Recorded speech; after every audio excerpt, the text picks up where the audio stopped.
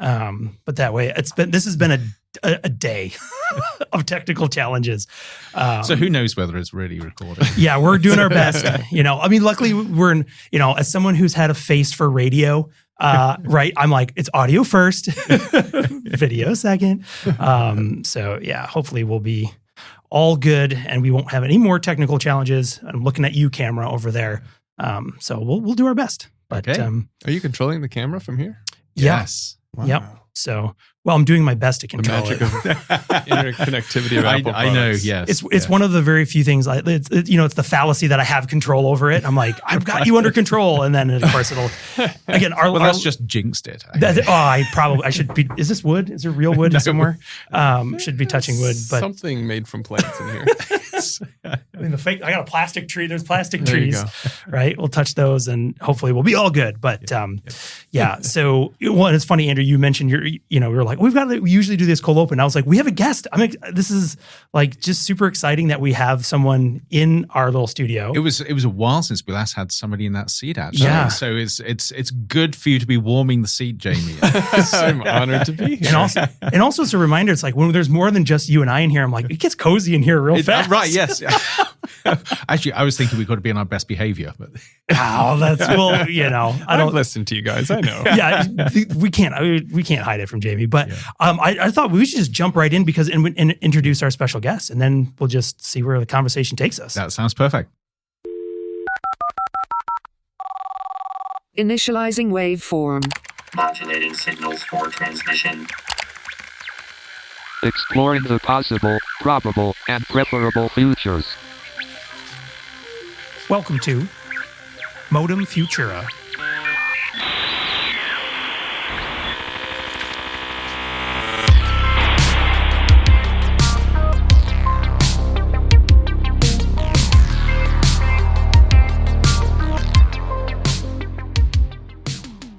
Well, first of all, from myself, Sean Leahy, welcome to Modem Futura, the show that explores the intersection of technology, society, and the possible, probable, and preferable futures, asking deep questions like, what will it mean to be human in the future? And I'm joined, of course, with my co-host extraordinaire, Andrew Maynard. Fantastic. Thank you, Andrew. And as we've mentioned, and you can see, we have a special guest, Jamey. I love the way you say we can see there on an audio podcast. I do it again. Yeah, I use air quotes a lot. We can hear. Yes. You can hear. If the video actually works and you're watching on YouTube, you can see.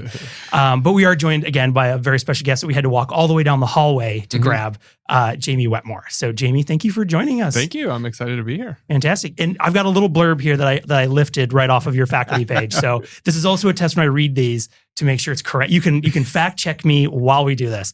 But Jamey is an associate professor in the School for the Future of Innovation and Society and co-director of the Center for Engagement and Training in Science and Society at ASU. His work combines the fields of science and technology studies, ethics, and public policy in order to better understand both the interconnected relationships between technology and society and the forces that change those relationships over time. Sound right? I probably wrote that at some point, and I probably need to rewrite that at some point, sooner rather than later. But you do cool stuff with tech and society in the future. Yeah, let's just make it fast and sweet. Yeah. Yes. Tech and society, and making better choices. I think that's what I like. Oh, that's cool. Yes, that's good. Yes. Yeah. Apart from the fact that you ended up here, so clearly something has gone wrong. You gotta take your own advice, Jamey. But also want to make sure to note too that you're also the author of the Substack, The Tech Skeptic Goes Electric. So fantastic. Yes, which everybody should read and subscribe to. Thank you. Yeah, Yes. we're a little over a year into that mission, and which is amazing. It's been going for a year. Yes. Yeah, I know. Yeah. And of course, it feeds perfectly into today's discussion, or at least where we might start. It's talking about cars. You know what? Yeah. I have to say, I'm living the dream, right? Like I was that 12-year-old kid finding every car magazine he could find and managed to figure out how to integrate that into my work. So, yeah. I was interested too, Jamey. I think one of the questions I had when I originally was looking at sort of the Substack, I'm like, were you always a car? So you were always would you identify as a car guy? Again, I'm using air quotes on an audio medium, but I'm like an academic car guy. Okay. Like, you hand me a wrench, and I can change a spark plug. Okay. I can tell you probably the difference between a 56 and a 57 Chevy. Okay. From 50 feet. I've never really spent a lot of time wrenching my own cars. I love reading about cars, and I fantasize maybe about possibly owning, Okay, so this is the real telling thing. Yeah. What was the favorite car that you had? Yeah. What time period are we talking here? When you were younger, before you settled down, started a family. Because I remember when I got to know you before you were married, before you had your daughter, and you were definitely into cars. Then. Oh yeah. So this is fascinating to me. So Andrew, you knew Jamey in the Bachelor days. In the Bachelor days, yeah, I did. Right. Okay, all right. So lots of different answers to that question, but I will say in 1989, I went to the Chicago Auto Show, in which 3 very important cars were debuted. I think 3. At the very least, one very important car for me was debuted, which was the Mazda Miata. And so that was the first time it was on Really? show. I didn't realize it was actually that feels young to me. It does, it does a little bit. Yeah. We had the United States had gone at least 5 or 6 years without any convertibles on the market whatsoever. Oh, Yes. interesting. Yeah. And it was the first attempt to resurrect the small British Roadster. And the idea of having a small British Roadster that would start every time you turned the key was really exciting to me. See, that's not British. And I had a friend who had his mom had a little Alfa Romeo. And cool. I discovered the joys of open top driving. And interestingly enough, I have many dream cars, and most of the dream cars I cannot afford. Right. But that dream car from when I was 16 or something like that, when I was a postdoc, I found a professor. I was at University of Virginia, and I found a professor who had just had his second daughter and decided he could no longer justify the small 2-seater convertible. And I happily took that off his hands. It's very funny. I've now owned that car for about 20 years. You still have nice. I You still still have have that car. I'm very lucky in that we accidentally purchased a house with a 3-car garage. Oh, nice. So the arrival of my daughter did not mean that the car had to go. But I recently reached out. For some reason, I was going through old records and I found the name of the professor that I bought this car from in like 2003. And I sent him a short little message basically saying, I just want you to know I'm taking good care of your car. And he was angry. He was like, I am still so mad that I sold you that car. I want it back. Taking it back now. Yeah. So anyways, that's awesome. I hopefully didn't ruin his dreams. But yeah. That's very British cars. Is it MG? Is that right? Yep. Is that the that little MG, MG? So the friend of mine, his dad, I think, had one, and it was a green. Well, I don't know if it was like you've British either got racing the MG green, or you've but got the Triumph Spitfire, of course, and all of those cars. But yes, I've always fantasized about importing a TVR to the United States. Oh well, yeah. Now Something that would be quirky interesting. and Very quirky. Yes. yeah. All right, Andrew, do you have a car? Do you have one? Do I have a? Yes, I mean, do. not now. So I do you need a ride home? Is that No, I actually have a really embarrassing car. okay? It's an awesome car. It's a little mini, souped up mini. Oh yeah. But when we were purchasing it, I knew the spec that I wanted in terms of the engine and the trim, and the only one we could find was one with garish Union Jack decals all over it. So I drive this little sort of dark green racing green mini with Union Jacks everywhere. Is there one on the roof? There isn't, because we've got two sunroofs. Oh, there you go. There you go. But is it the British racing green? It's a little darker, actually. Okay, a little British darker. racing green, but I think it's supposed to be emulating that. That's Yes, fantastic. Yeah. But would you? So coming back to the question that you asked Jamey, would that be like the top car that you've had? No. So this is a point of contention. Okay. So I love stick shifts. Yep. I learned to drive on a stick shift. There is something that's deeply important to me in driving with a stick shift. Not only the fact that it keeps me actually concentrating on driving, but it makes the car feel an extension to me. Yeah. And I could not find a Mini with a stick shift. In fact, they're like gold dust these days. Wow. So I've had this one now for a year and a half, and it's a love-hate relationship. I love the car, but almost every week I come home and tell my wife, I got to have a stick shift. I've got to work out how to fix this. Wait, so it's not a stick shift?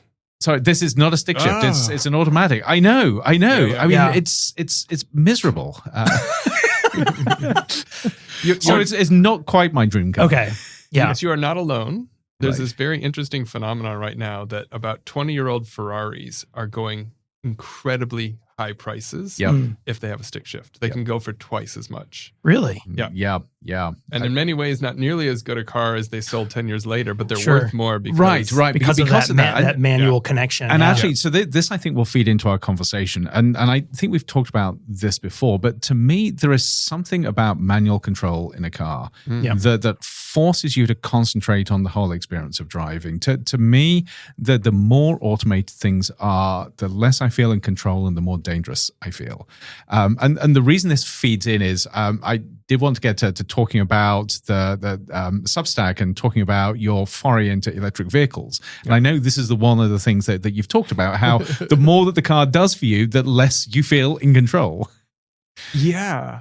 But there's something else. There's something tactile as well that I find really important. Yeah. I want to be able to change the station on the radio without taking my eyes off of the road. Yes. Yeah. And the little things, yes. Yeah. And if you've got like some single screen with a bunch of buttons all over it that are just virtual buttons, there's no way to do it. Right. And No, it's so awful. I was very excited to find an EV that has actually Real controls. real controls. Interestingly enough, I've got double the controls. I'm Okay. I'm in a whole new century now because I can change the station both on the steering wheel with a physical button and off to my right on the dashboard with a physical button. So two physical buttons. Two physical buttons. Yeah. Two for the price of one. It's a real deal. The physical buttons for a few different things. For some reason, the climate controls, none of that is a physical button. Right. So that is sad. Yeah. But, Yeah. Oh, that's cool. Yeah, I think so. One for me, so I have the car that I would go back to, and I think we've joked on this podcast before about my Theseus's BMW that I have. That I think I've replaced every part on that car. But the car that sticks in my mind is I bought. This was back in my bachelor days. I had a V8 Mustang with a 5-speed. Okay. So sort of like the classic. It was the first year. It was a 2005. So it was the first year of like the retro styled Mustang when it came back. I saw that at I don't know what year would have been, probably like the 2003 Detroit Auto Show or something when it debuted. And I remember looking at it and being like, I have to have that. and then eventually I did. I got it, but it was so much fun. And but again, it had a 5-speed standard manual transmission. Yep. And I wouldn't even have purchased the car had it been an automatic transmission. Yeah. Because again, same kind of deal, especially in a car like that. I mean, the car itself it didn't have a lot of frills of any sort. I mean, it was just engine and transmission and a lot of fun. I mean, it was a car, it was one of those cars that when you were done driving, you just had a smile on your face, right? It was just fun. There is something about the experience. And so I've got to get this in before we actually get back on track and talk about electric vehicles. But one of the reasons to me that manual transmission is so important is the anticipation of it. So whenever I drive, I anticipate what gear I need to be in and I shift up or shift down. An automatic will not do that, which means when you need the power, you've got that lag. You put your foot down and it goes through the whole thing about thinking, which gear am I supposed to be in? It changes down. And if you're really unlucky, it changes down about 3 gears and you're there going nowhere with the engine revving. Yeah. So have I got a gift for you, Andrew? An electric vehicle? Called an electric vehicle. Yeah. Right. And it is because electric vehicles have this thing called torque. Yes. So in they a way don't that need gears. gasoline-powered cars don't. Right. Yeah. And there is no lag on a high-powered EV, and you will go very fast, very quickly. So maybe this is what I need. I just need to sort of skip the whole automatic transmission thing and go fully electric. So there's one other thing, and again, this is something that not just EVs, but a lot of cars have, is the lane guidance. Yes. And I have found that this is actually quite fun because it's often wrong. Yeah. And is often trying to guide me into dangerous situations. And so I drive this route to and from my daughter's school on a regular basis. And it's been a construction zone and the lanes are all going different ways and the lanes change all the time. And there's construction workers on the side of the road. Yep. And so many times my lane keeping device has tried to steer me into these construction workers. Right. But I know this is going to happen and I anticipate it. And I have to say, when you're fighting the steering wheel as it's trying to tug you into a construction worker, it feels like you're in a race car driving on the edge of the limit and just holding it, like fighting that wheel to do it. This is the argument for dangerous automation. It just keeps you right on the edge. Yes. You don't need a manual transmission. Right. You just need a white knuckle that steering wheel and avoiding death, the entire time. You just need a car that occasionally throws you a curveball by trying to steer you into a guy on the side of the road. Oh my goodness. I love that. Which is my car. There we are. Yes. Yeah. So all this is part of you starting the Substack. Tech Skeptic Goes Electric. Yeah. So why that? Why the title? Where does the skepticism come from? Because you're clearly not skeptic about these cars that you love. Oh, so I am not an alpha adopter. I am not a beta adopter. Right. Zeta adopter. Yeah. Would you classify yourself as the laggard? To bring in or late majority, perhaps. To bring in the Amish, which we may talk about later. Right. So the Amish, I don't know if they officially have this saying, but the Amish use us as an experiment. Right. They let us try out new technologies. They see what happens to our world. And if they think they like it, then they might adopt it. Right. Yes. But in most times they look at us and they're like, that's stupid. We're not doing that. So they decide not to follow us. I'm a little similar. Okay. Okay. So yeah, so I am slow to adopt things. I remember I was looking back, I signed up for Facebook and I resisted it for what felt like forever. And I looked back recently and I realized I resisted it for 6 months from when it was first made public. So that's kind of not where so I'm much at. for laggard. Yeah. Not so much the laggard. Yeah. Yes. Yeah. Yeah. Well, let me ask then going back to the original sort of this weight on EVs, was it, I mean, I don't know if you've how much you want to share about this, you feel free to share it, whatever. Was it because of the technology itself, or was it because of your previous love for a gas, sort of like the mechanical, internal combustion engine racing car, enthusiasm that this new technology was a threat to it? Or was it more the hesitation of, I'm not sure if this is like fully baked or safe or whatever? So here's the thing. Yeah. I study technology too intensely to buy into the myths. Yeah, sure. So I know that if I buy a new technology, it's not going to magically make my life 100% better. And there's going to be lots of transition and there's going to be a lot of work for me to do. Pain. Just to extract out of it what I want out of it. Right. So the tech skeptic in me is basically, I don't have rose-colored glasses when it comes to technology. Yes. Yep. And in some sense, the Substack has been me navigating the transition. Yes. Sure. It is all about me trying to figure out how to best integrate this device into my life and to learn about it and to try to make good decisions with it. Mm-hmm. Yeah. And I think it's the kind of thing that oftentimes people don't even think about when they buy a new technology. And I wanted to actively think about it and share that experience. Yeah. Right. Yeah. And kind of go through exactly like that lived experience of transitioning to something. Because I think, and then there's also like the bigger perspective too, as we think more, system scale and things like that in terms of what are the, I've got a bunch of notes I wrote down here to things to make sure I ask you about, like things, around environmental impact comparing to these things, or even just the bigger title off the top, right? It's like hype versus reality. Are these things really, do EVs really present this new, like transformative way of changing transportation, or is it mostly hype and politics and PR and, using this to create basically a tech company instead of a car company, and sort of playing that game. And, then folding in, there's all these, my head's been swimming with this a lot as well, just in terms of also, again, this is the second time he's going to get out 2 shout outs back to back. So Bruno Moretti, we had on, who talks a lot about automation. Yeah, it was a few episodes ago. Yes. Yeah. But one of the things that we were talking about recently too around EVs was, there was such a hype around the need for these. And also now that seems to be cooling off a little bit. And so what do automakers do around tooling up for this massive EV market? And then if that dries up, now what? Because it's too expensive for these automakers to go back to internal combustion engines or switching over to hybrid systems in terms of their whole supply chain and all the the development life cycle that goes in there. So I've got a lot of things to ask you. So I will say I am not an expert in electric cars. Yeah. If you ask me detailed engineering questions about how they work, I'm not going to do very well. Tell me about how the left-handed smoke widget interfaces with whatchamacallit on the, I've tried to limit, I think there's a lack of literature on how individuals, consumers, and users go through technology transitions. Right.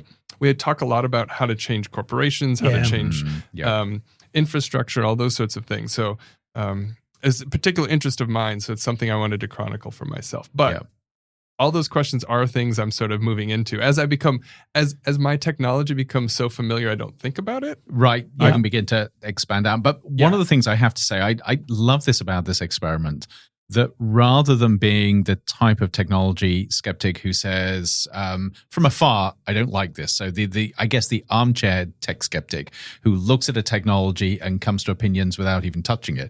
I love the fact that you're actually experiencing it and you're documenting those experiences with eyes wide open. Thank you. Yeah. I was going to say, instead of almost all of the internet. Right. Yes. Yes. Which I think does make you an expert, actually. Yes. That's right. Yeah, I've had friends who are EV owners longer than I have read it and like, oh yeah, I didn't think about that when I bought this. Right. So with this experience, what have been some of the really big highs and lows with moving from a traditional gas car to an electric vehicle? So I don't have the direct comparison. Right. I'm transitioning from a Honda CR-V built in 2011 to a 2024 cutting edge electric car. Okay. And so we're allowed to tell people if you're comfortable the make of it. Or you might just want to say it's not a Tesla. No. It's when I write the Substack, my goal is not to be a reviewer of my car. Right, yes. Sure. Yeah. My goal is to be a reviewer of the experience with any number of cars. Yep. And so officially, if listeners want to know, I want 2 buttons for the price of one. Tell me. It is a Hyundai Ioniq 6. Okay. Which is a 4-door sedan. Okay. I believe I'm trying to picture that on the road right now. And they're quite distinctive in their styling. Yeah, they are. Yeah. They are. It's very funny. I was at a street light, I don't know, about 6 months ago, and the guy next to me rolled down the window and gave me a thumbs up. And I'm used to that being some sort of making fun of me. And then I realized, wait, he actually thinks my car is cool, which is not something that happens to me very often. Not driving the... So actually, you missed a beat there. It should have been Tech Skeptic Goes Cool. Yeah. I'm not sure. It's funny. The design is something that I think is an acquired taste, and I think I like it more. It's one of those weird cars that looks better from the back than the front, which is odd. But But once you're inside it, you don't actually see that. It's everybody else that has to suffer that. That's true. Well, and what just makes me think too, all of a sudden, I have this memory, right? So, okay, you've got a traditional internal combustion car. When a kid is like, sweet car, man. Yeah. Like the number one thing what do? You rev up the engine and let the exhaust speak, right? And then you speak for yourself. Yeah, you're like, raw, let's have it. And then like, what do you do in an electric car? You're like, thanks. I will tell you, there is one time I feel cool in the car. Okay. And that is, again, because I'm a tech skeptic, I tend to have both hands on my wheel rather than one hand on the wheel and the other hand on my cell phone. Yeah.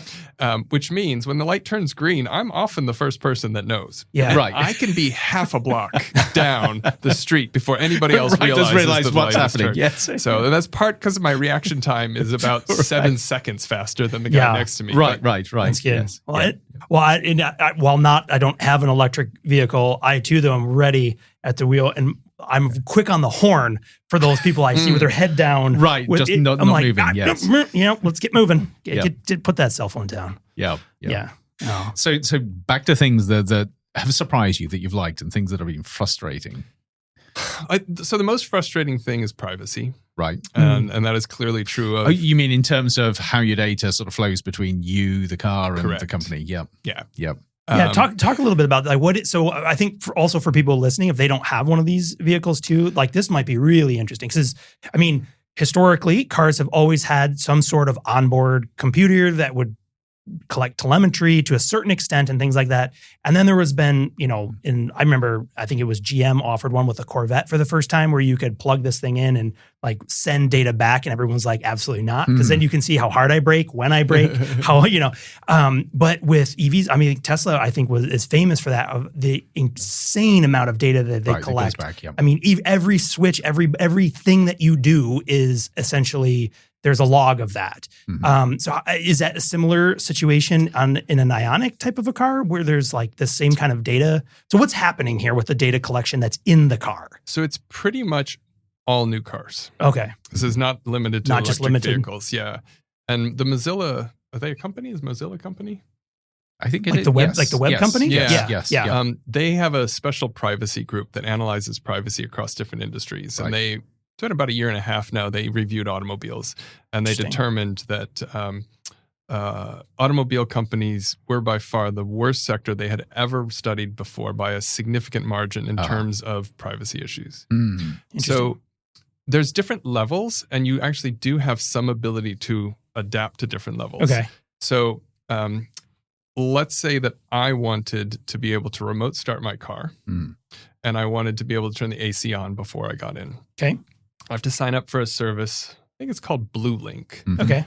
with my car, which my dealer did for me without asking me. You're just going to go ahead and need this. And set Let me take up it. with an Yeah. account. Now, I knew in advance to quickly delete that and cancel remove it it and and- cancel that.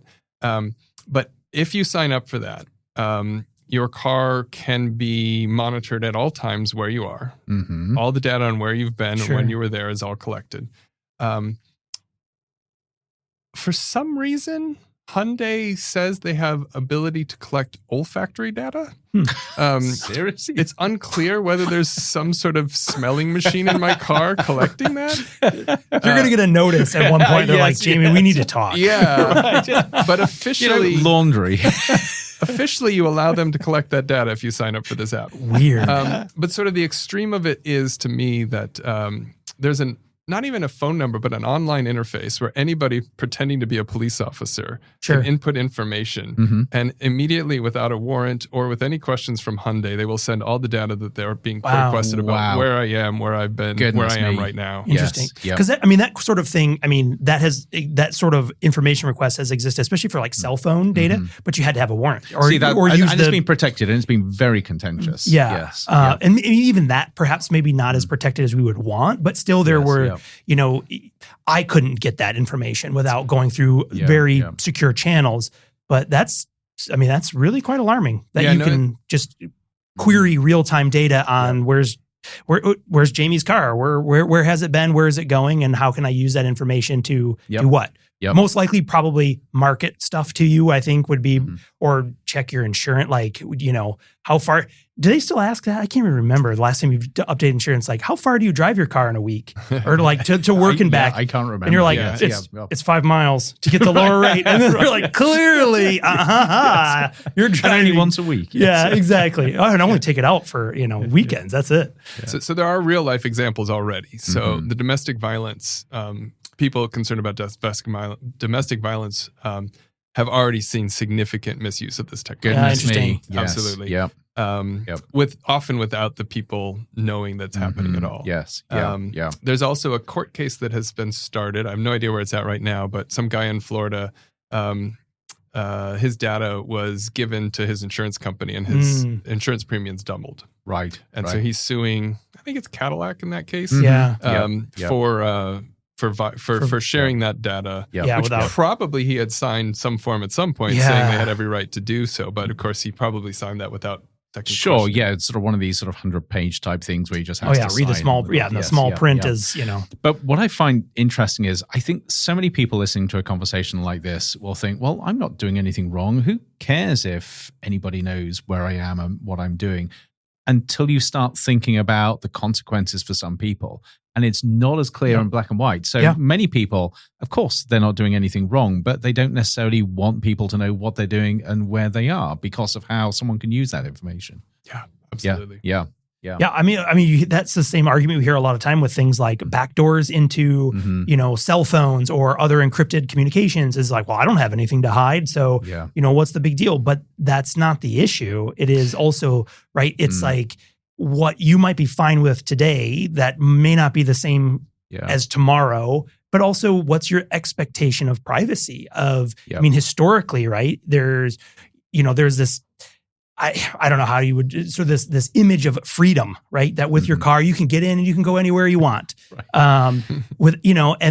And with this information too, right? It's like, on the most sort of annoying but benign element would be being marketed to. Oh, we see you drive to Whole Foods or in this zip code or whatever, and therefore we're going to start selling that data off to target you for whatever, right? Sales and things we think you're interested in. But then, as you mentioned, there's a lot more nefarious ways of having someone's information in terms of it could be punitive. It could be you're not allowed to go there, or I want to find you and I can do that, or find your car and all these kind of things. Or even think about your employer. What happens when your employer starts tracking you and starts holding you account for where you are 24/7? Yeah. I also think there's a basic quality of life issue as well. Right, yes. Sure. So my favorite example to talking about privacy is singing in the shower. Mm-hmm. Singing in the shower, I think, is a simple pleasure that we should all be. Some people would say it's a sin, but carry on. Depends if you ever walk in on that, you're within earshot of said bathroom or shower, right? Oh, this is it, right? Yes. If there's nobody else around and you're just But it would be mortifying if somebody recorded that and shared it. Correct. Yes. Correct. And that's not hurting anyone, right? Yeah. This is something that's only beneficial to yourself. So when I ask people how do you change when you know that you're being monitored? Yeah. Yep.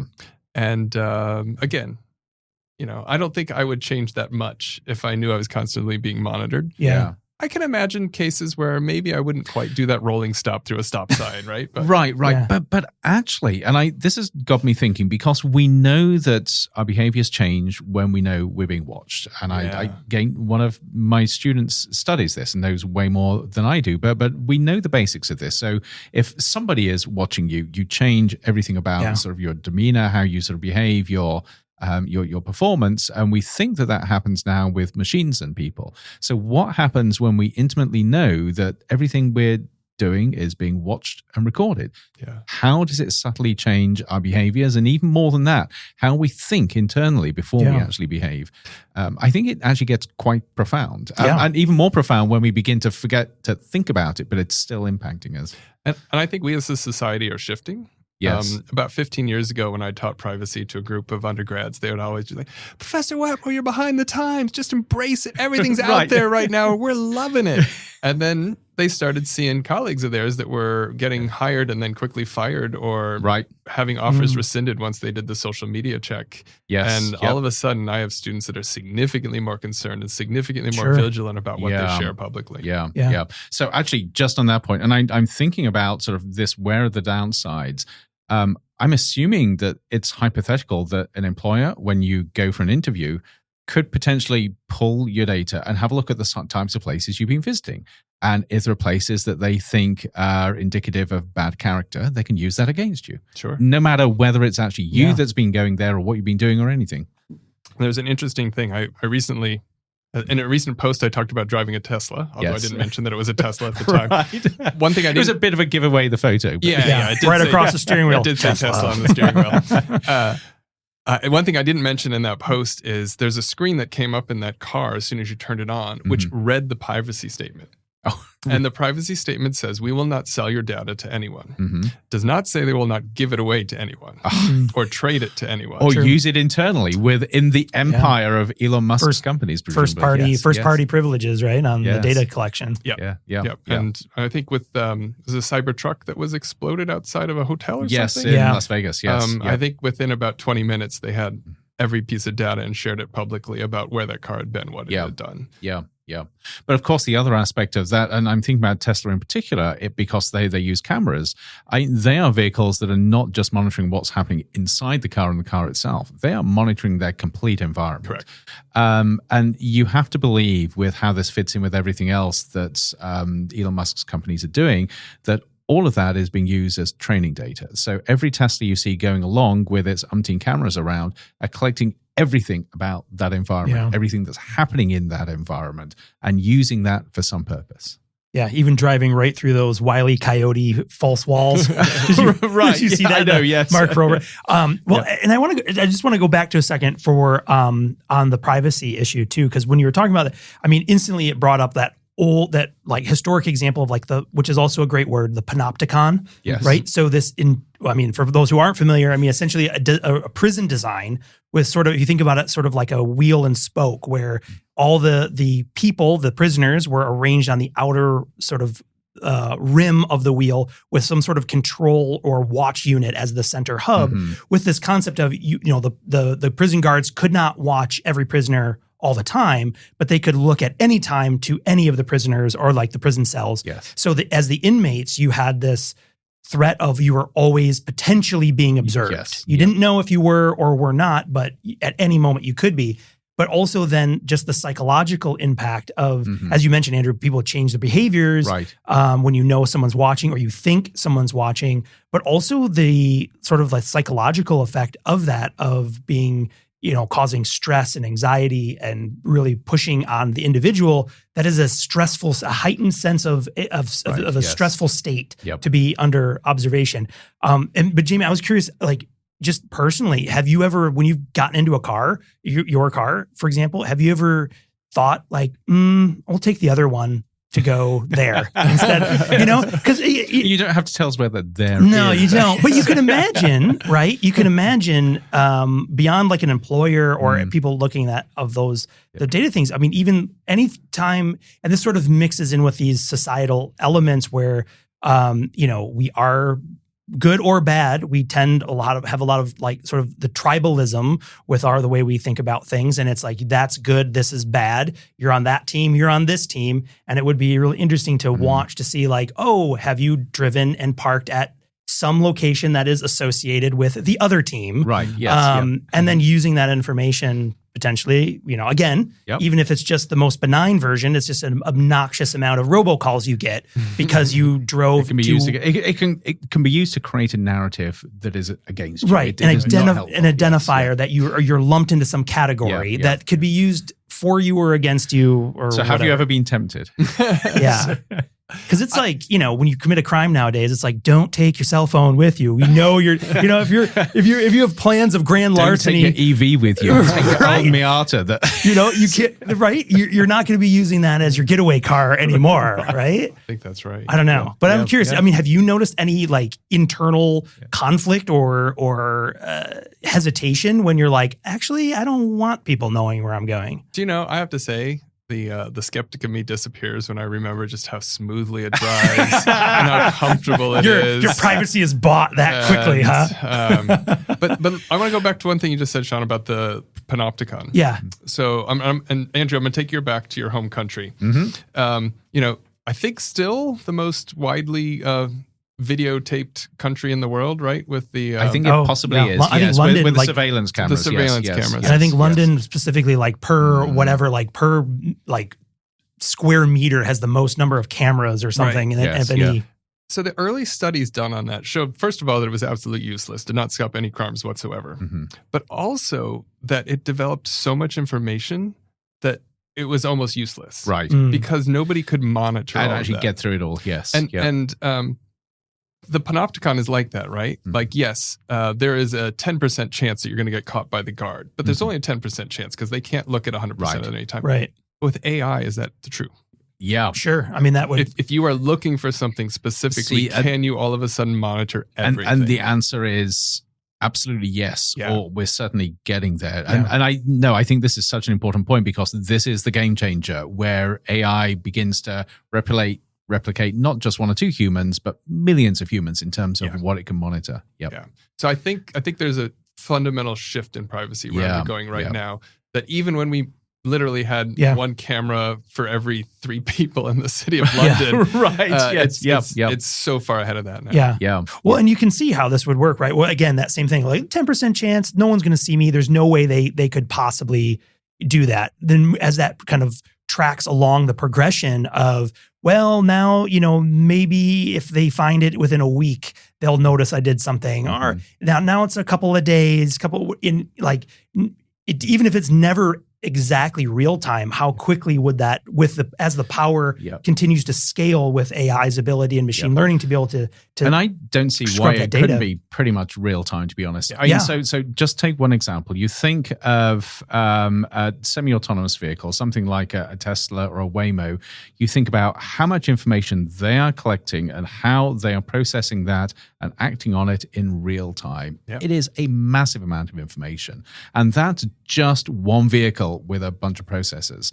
You now begin to sort of scale that up and put sort of the equivalent of one of those on every monitoring system around. You can see how you should be able to have near real-time sort of evaluations. Yep.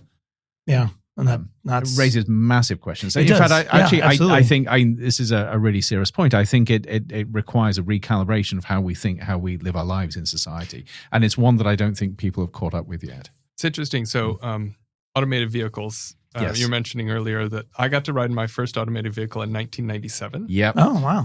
I got to ride in an automated bus, and I got to ride in an automated Buick LeSabre. I asked why the LeSabre was chosen, and they said because it had a big trunk and it could hold all the gear, all the tech. Right, yeah. But the idea at that time, and this was a project run by General Motors, funded by the US DOT, was that everything would be a centralized system. Yes. And organized for the benefit of everyone to reduce traffic, to reduce emissions, to allow people to drive more quickly and more closely. But all the data was centralized. Right. And now we have every company building its own robots that oftentimes don't even talk to the other products made by that company. Right. But are all going back to various areas. So we have this distributed in a significantly different way, which I think results in much lousier automated vehicles. I think it does, yes. But also results in data being sent all everywhere to anybody at any time. Right. And you just can't follow it. Right. But also, I mean, it strikes me, you go back to that example from the 1990s, that lovely rosy idea of we can make life better, we can make society better by doing these things. And we seem to have lost that. Now it's all about sort of how are you first to the post? How do you make money from this? How do you make society better according to one person's idea of what society should be like, rather than doing it for the common good? I'm actually fascinated just on this point. Do you feel that there has been a definite shift from that experience in the late 1990s to now? Or do you think that this sort of push for the companies to control and do their own thing has always been there? That's a good question. I mean, I think in the United States, even before the last 2 months, government, and the idea that the government should regulate has been a bad word. Right, yep. Even before we finished that project in 97, the DOT came to us and said, by the way, we're shifting everything now, and we're just going to make individual cars do things faster. Right. So immediately pulled away from that, back then, they were beginning to give up on the idea that the government could do something like build electronic roads for cars. Right, yes. Now each company's doing it themselves. So, yes, yeah. Do you think we'll ever come back to thinking about sort of the common social good here? Or do you think this idea that sort of individual companies going ahead is the best way for sort of bringing that about? I'd like to hope. I'd like to think I'm not the only one that thinks that government can be good. Yeah. And that government or even some sort of shared governance. I mean, sure. Because in sort of governance circles, we talk about this a lot, that the multiple different ways that you can govern. It's not just sort of top down with regulation, but sort of even that idea that the companies can work with government so you find the optimal solution where everybody benefits. Yeah. And we seem to be even veering away from that at the moment.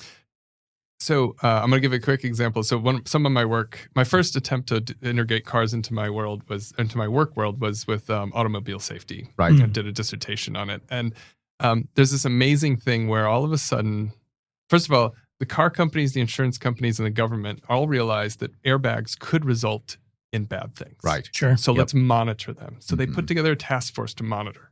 And what they found was, airbags are legitimately dangerous in some cases, including especially if you put a child safety seat in the front seat. Yep. And the car companies went to DOT and said, please regulate us. They said, we don't trust all of us in this group to do the right thing. And we know the right thing is to warn the public and to let them know that they are this is dangerous in any car you buy. So can you please require a warning label in all cars saying do not put child Because they safety needed seats. somebody from outside to come and sort of enforce that. Correct. Yes. And they all knew it was the right thing to do. Right. Yes. Yeah.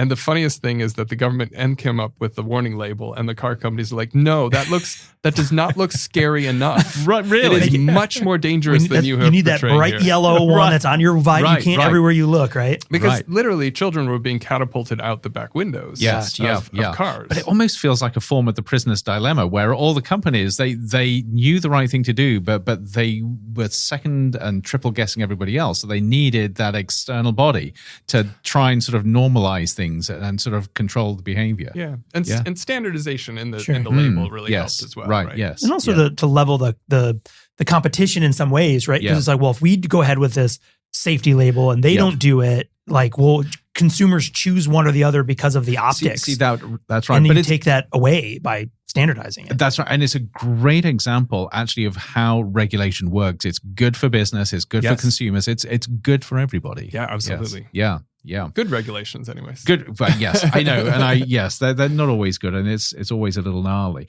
But now, I want to get back to EVs, but now it feels like we're sort of entering an era where even the word regulation is bad.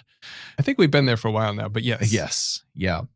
So then what do you see happening with the market? I think in broad terms, I know things are weird at the moment with vehicles, especially in the US. But with electric vehicles, is there a need for more responsible governance here? And if so, why? I mean, what could possibly go wrong with an EV? Well, first of all, you catch on fire. That's really bad. Yes. We can go into that. And I've got to say, batteries have got better over the years, but I love the fact that with powerful batteries, you're effectively sitting on an incendiary device, an incredibly powerful incendiary device. And a large part of the technology is putting all of the safeguards in place to make sure that it doesn't actually go off. So yes. But I shouldn't say if you would have, but people that did market electric vehicles in 1910, when there were significantly percentage of the cars sold. And you should say something about that, because I find it fascinating that at the very sort of advent of automobiles, electric vehicles were a thing.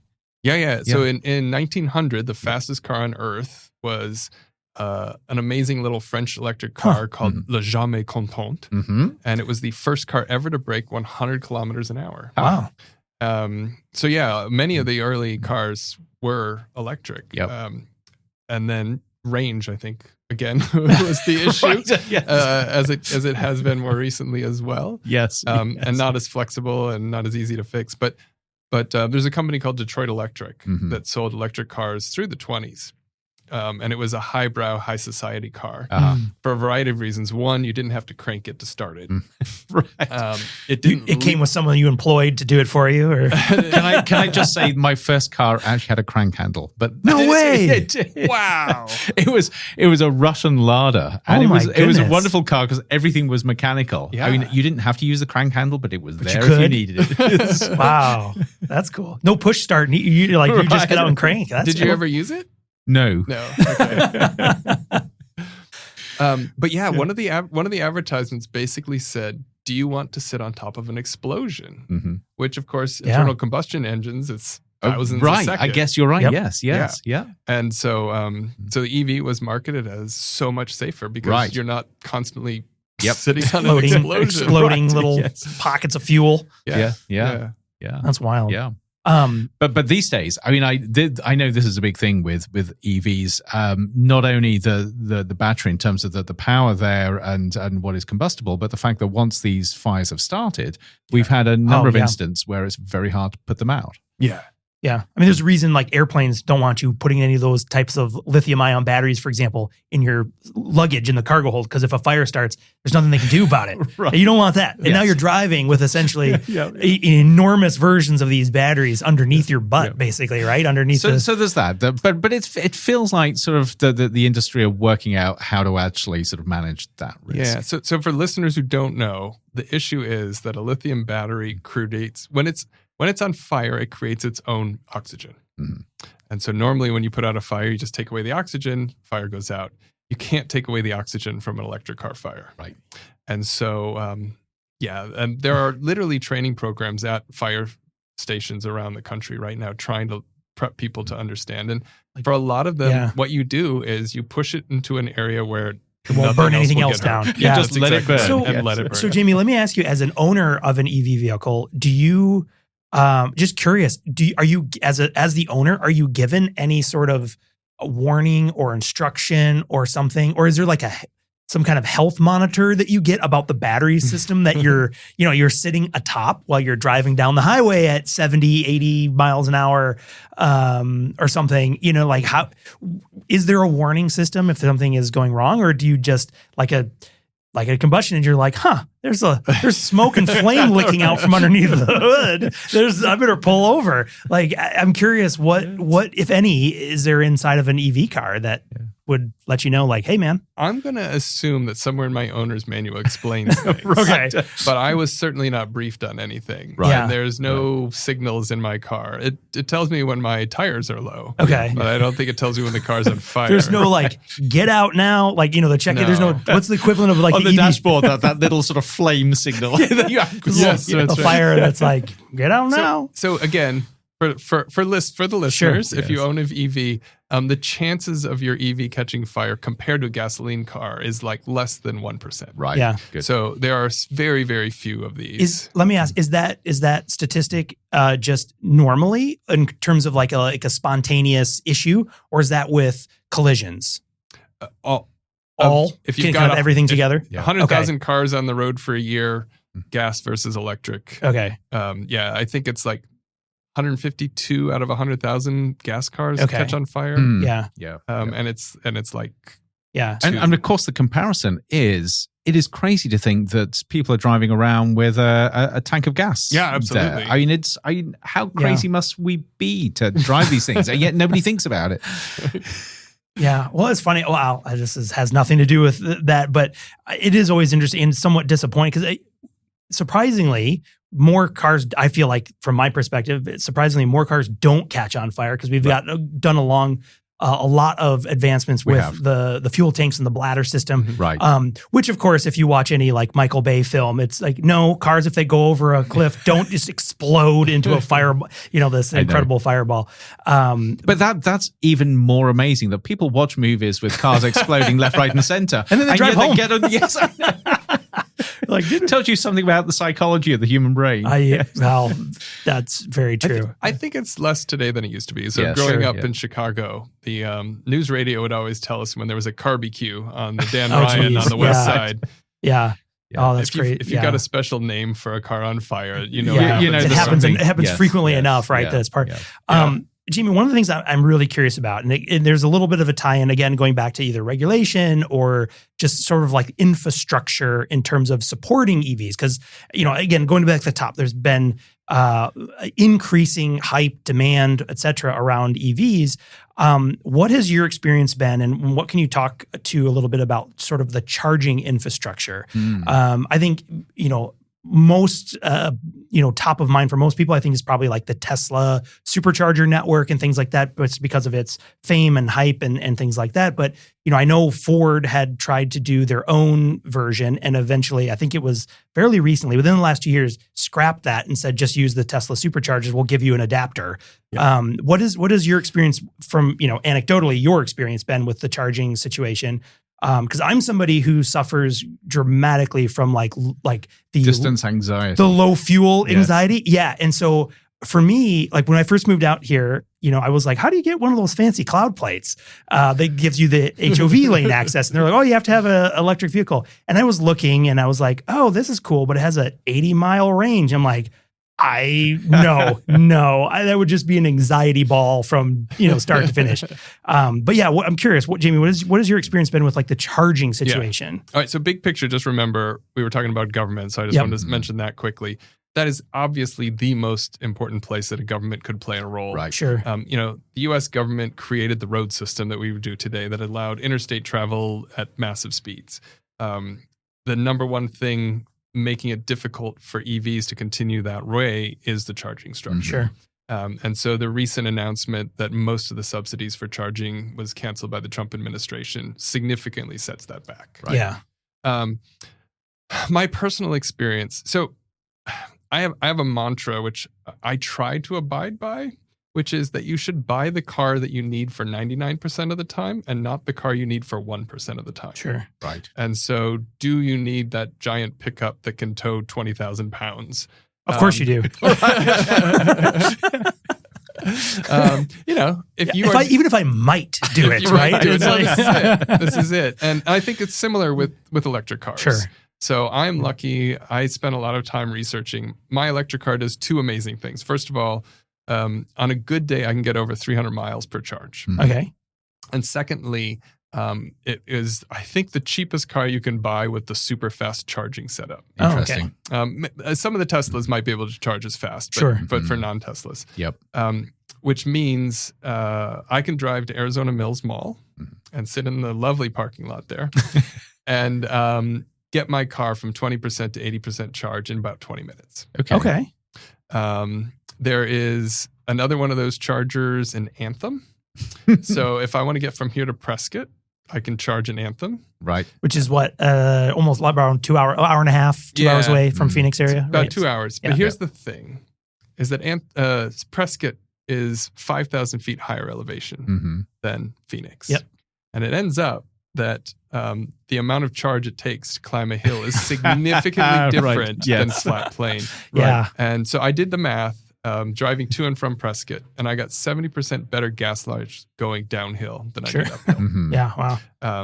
And so these are the kinds of things that you don't necessarily think about as a brand new EV owner that is really important to calculate. Now, if you live in the Midwest and everything's flat, that's fine. Sure. Right. But if you live in the Midwest and it's winter and your battery is at significantly lower efficiency, it's going to do a lot less. So there's a lot more variables that you have to take into account. Yeah. But you've obviously been sort of factoring this in and thinking about this. Yeah. There's the phrase is charge anxiety. Right. And I don't even own an EV, and I've got You've already got it. I've got it. I've got it for you, Jamey. I'm like, it's extending all the way over to your experience. I'm like, I had a buddy come in for a conference, and we had this conference in Saguaro Lake Ranch, which is out east of town. It's only 45 minutes, but some reason he rented an electric car, and he got freaked out, and he decided to drive 10 miles into town from the ranch to charge his car. The only one he could find was a gas station that was basically plugging into a 120 volt AC outlet. Right. And in the course of 2 hours, he added about 15 miles to his charge. But that was charge anxiety that just leads to frustration after frustration. That's wild. Yeah. So the interesting thing to me is I was really surprised. I assumed that as soon as the announcement was made by the Trump administration to end subsidies of charging network, that the Tesla shares would go through the roof. Sure. Because I think right now Tesla basically owns and runs the closest thing we have to a national network. Yep. I also recently found out, this will be a blog hopefully in the near future. Okay. Perhaps this week I will get a letter in the mail from Hyundai telling me how to redeem my coupon for a free adapter. Oh, right. Oh, okay. Which gives you access to that network. Which gives me access to part of that network. Okay. Right.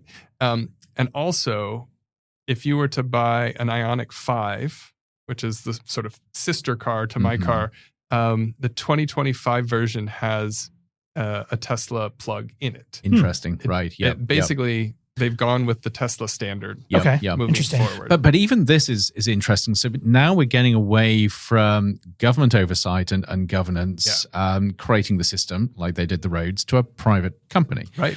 And that surely raises some interesting questions. So one way this is playing out right now is that if there are 10 Tesla chargers at a site and there's 8 being used, if you're a non-Tesla owner, you will not be allowed to use that. Really? Yeah. So priority is given to people who own Tesla products. Goodness. Right. Also, speeds and other things. Cost is different if you don't own a Tesla. Yep. Interesting. So this is not governance for the people. It's governance for Tesla owners, and everybody else picks up the scraps. It's government.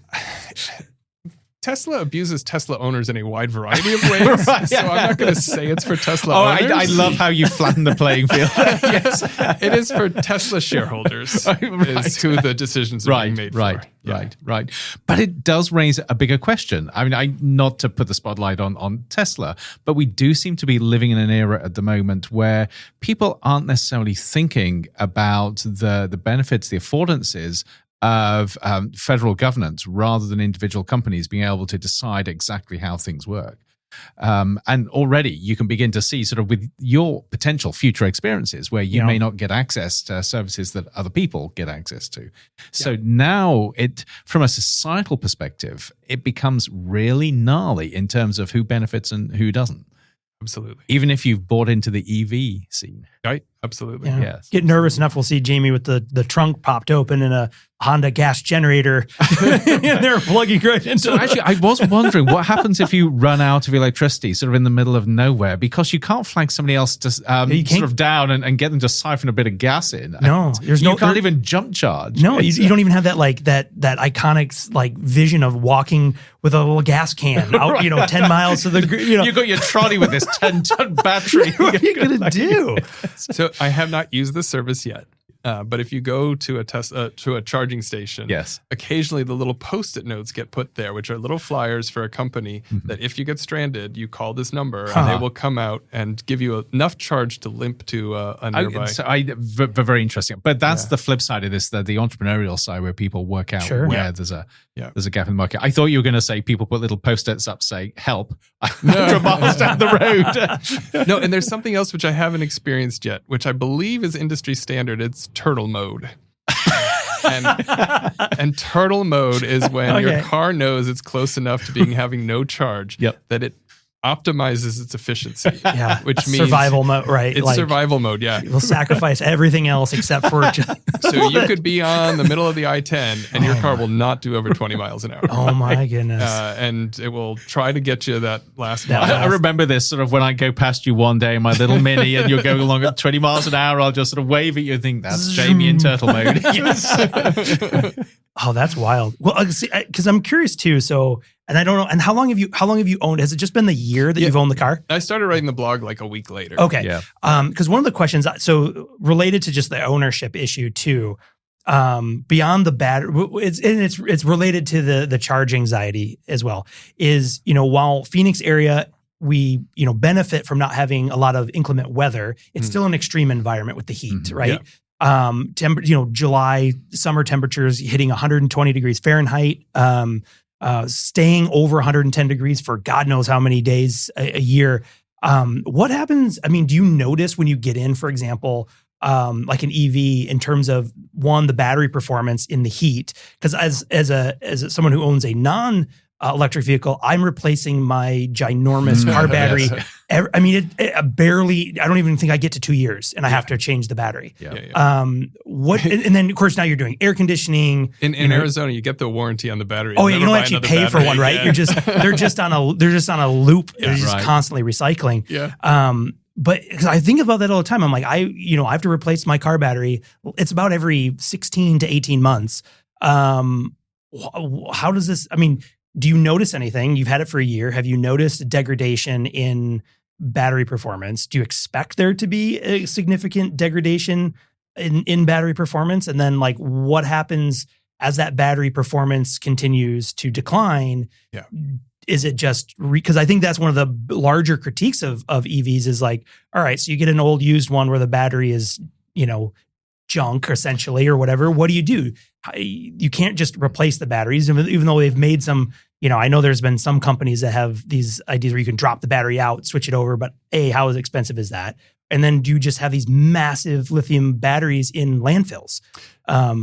So this is the other thing that I think government could play an enormous role in, which is recycling of lithium batteries. Because that is clearly an enormous problem, and there is no solution that I know of to it right now. But degradation of the battery is one of the number one things that you as an owner are taught to try to alleviate. Okay. And one of the ways you do this is by not charging to 100% and by not dropping it to 0%. Yeah. And so when I bought my car, it was basically set to only charge to 80% and not go below 20%. Mm-hmm. To do so would be to more quickly degrade the battery. Sure. Yep. Heat will do that as well. Mm-hmm. And fast charging will do that as well. Sure. Now, these are things we deal with on our cell phones. This sounds It's like just a board game at this point. These are your options. Throw the dice. I'm sorry. You fast charge. You now have to spend $200 at the repair shop. And fast charging in 100-degree weather or 110-degree weather or 120-degree weather. Just burning that. So my foot isn't heavy enough for me to really know a difference in actual car performance. Sure. But I do know that I did the calculations last summer, and it wasn't all that hot. It was probably averaging about 105, and I lost about 20% in range. Okay. Oh, goodness. So yeah, That's again, terrifying. Right.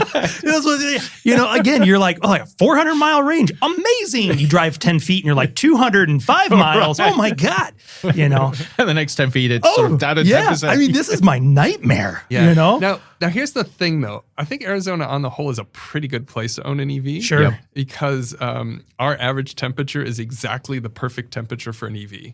So the average temperature. Yeah. So like 75 degrees to 80 degrees. Yeah. You are getting the best range with your EV in there. Yeah, that's the sweet spot. And I don't know this for sure, but I think the cold can be worse than the heat. Interesting. Yep. And so, and we never get cold enough for it to really impact the battery. Right. Yeah. Yes. So Yep. it's not a bad place. So I'm getting the impression that you actually rather like this vehicle. Would you go back? I think if I had it all to do it again, I think I would buy the same exact car that I did. Oh, interesting. Yeah. No, I have really enjoyed it. Yeah. It's partially been a game. Right. Like, as you just described. Right. Yes. Yeah. Yeah. But that combined with it is the smoothest car I've ever owned. It's not the fastest car I've ever, or quickest car, but it's close to the quickest car I've ever owned. Yes.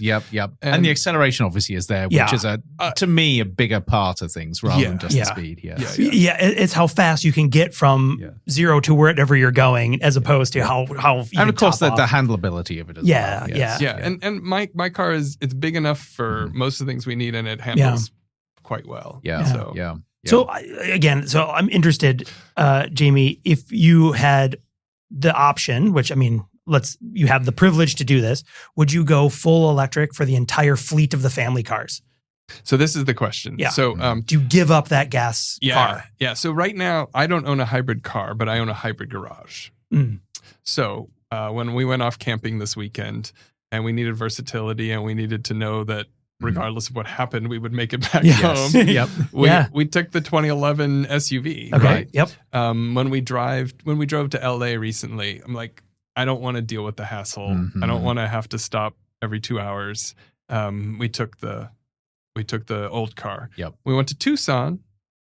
We took the EV. It wasn't that far away. So, literally there's a few trips a year where I wouldn't take the EV. Right. Yeah. Now, if I had one car and I lived in an apartment, I want that plug-in hybrid. That solves all the different problems. Interesting. But Yes. because I have more than one car in the garage, you've got options. I've got options and flexibility, and we do. We my wife and I every morning try to figure out who's going to drive the most miles, and we're always hoping we're driving more miles than the other one because then we get to take the EV. Right.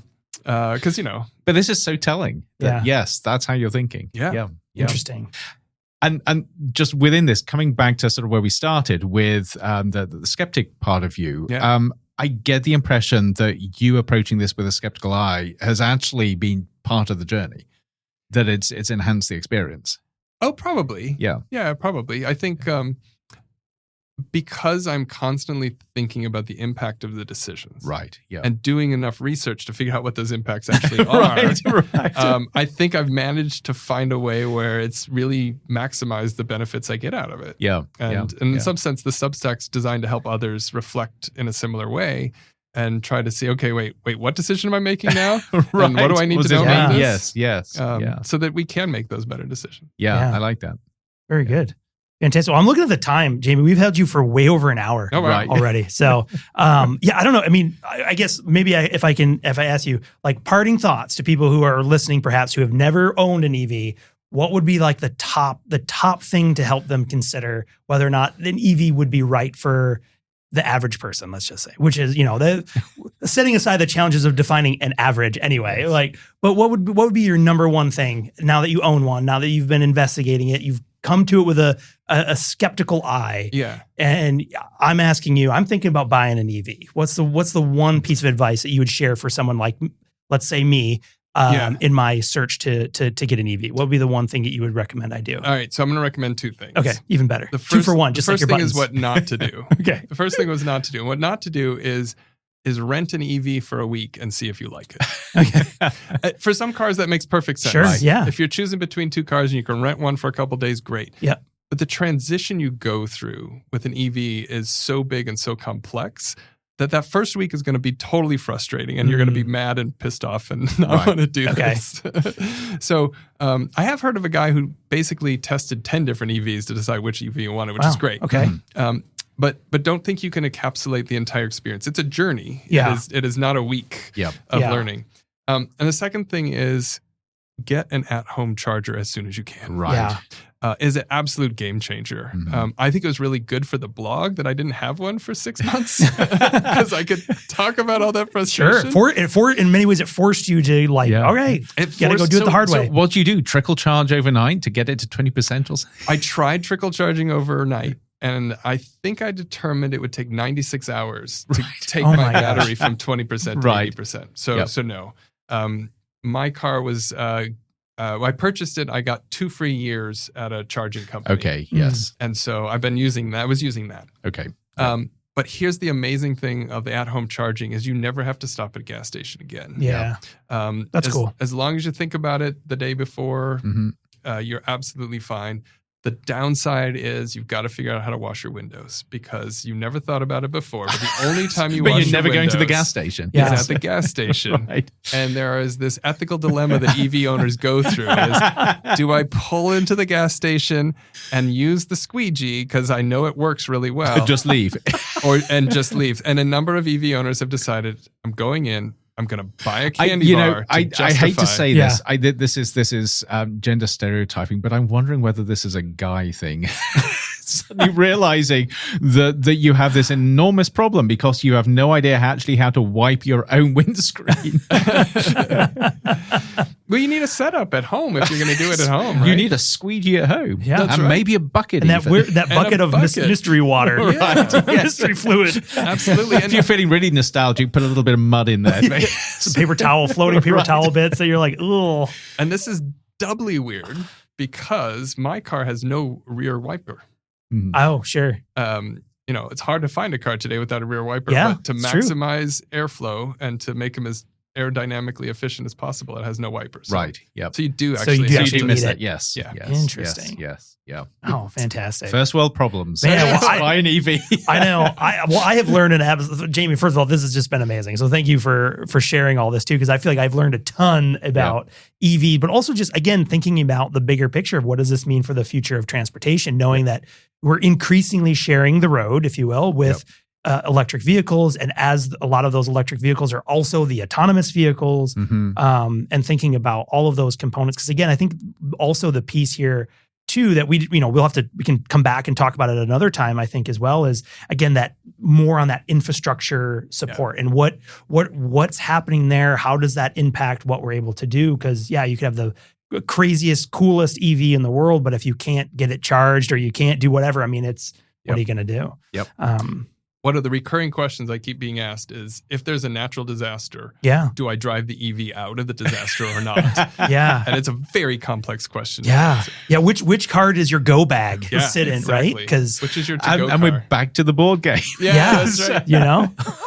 I think we literally should market a board. I think Moto Futura, the board game. No, it's going to be called EV Apocalypse. Oh my goodness. Oh, well, I can think of no better place to end than on the EV apocalypse. Right, yes. Literally brought it to an end. But Andrew, thank you again, as always, for a fantastic conversation. Always my pleasure. And Jamey, just so wonderful having you here. And we're going to have you back because we touched on the Amish, which we've got to dig back into, and autonomous vehicles as well. So we'll have you back. That sounds great. Absolutely. And we know where you work. and with the right web address, we know where you live and drive and everything else, apparently. So you'll have to come back for sure. sure. Excellent. So, awesome. And Thanks, you yeah, both. so and reminder, Jamey is the author of the amazing Substack. We'll put the link in the show notes. Great. But if you've got a good memory, it's the Tech Skeptic Goes Electric. Google that and you will find the Substack. So again, Jamey, thank you so much for joining Modem Futura. And yeah, we'll see everybody on the next episode. See you next time. Thanks. Demodulating signal. Modem Futura is a production of the Future of Being Human initiative at Arizona State University. Be sure to subscribe on Apple Podcasts, Spotify, or wherever you listen to your favorite shows.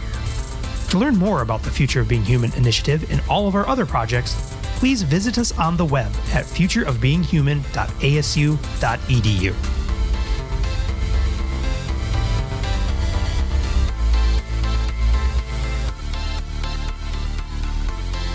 End transmission.